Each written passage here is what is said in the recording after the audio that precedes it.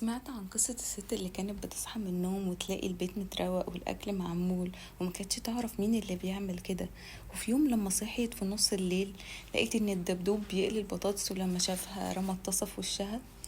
كتير مننا سمع القصة دي ونصدقها، مع انها لو فكرنا فيها شوية هنلاقيها مش منطقية، وعشان كده دي تعتبر خرافة. فاحنا النهاردة هنتكلم عن كتاب 50 خرافة نفسية، وده اللي بيعرفنا عن الخرافات المغلوطة في علم النفس. وأول حاجة بتساعد إن الخرافة دي إنها تنتشر سواء في علم النفس أو في حياتنا هي تناقل الأقاويل. يعني قصة الدبدوب دي حد ألفها وابتدى يقولها لحد تاني والتاني يقولها لحد تالت لحد ما بقى مجموعة من الناس عارفينها. فلما انت تسمع القصة دي من أكتر من حد فبتبتدي تحس إنها دي خلاص شيء حقيقي ومصدق. وده بيحصل في حاجات كتير ممكن تبقى انتشرت في حياتنا زمان واحنا صغيرين، وده بينتشر لأننا بنصدق اللي بنسمعه، خصوصا لو اللي بنسمعه ده كتير ومن كذا حد.